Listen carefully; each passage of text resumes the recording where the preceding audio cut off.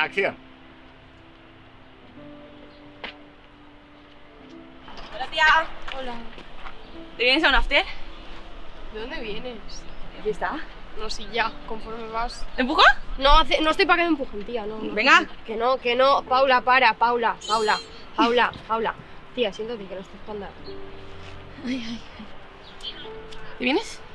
No voy a ningún sitio, no me apetece. ¿Qué te pasa? Nada, no te interesa. Hombre, soy tu amiga, algo me interesará, ¿no? Pero no estás para que te cuenten cosas así. Mañana no te vas a acordar. Mejor, si no me lo quieres contar, así te desahogas y no me acuerdo. Nada, aquí esta mañana estaba yo en mi habitación arreglando el armario, porque ahora toca eso, cambio de armario y eso. Vaya. Y me llama mi madre, que se había ido fuera de casa, Ajá. y me ha dicho que... Es que se me ha muerto mi abuela, tía. No llores. Venga, Que yo por quería favor. mucho a mi abuela y ahora no está y...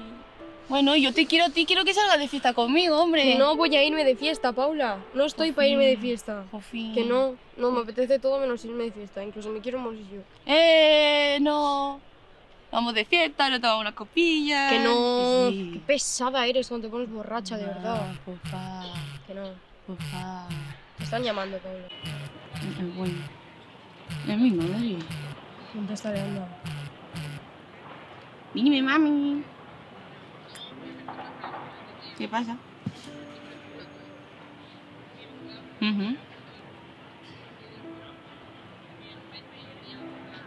¿Cómo? Vale. Luego nos vemos. ¿Qué pasa? Mi tío. ¿Qué le pasa a tu tío?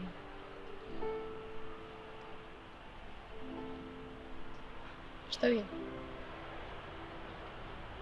No me jodas, Paula.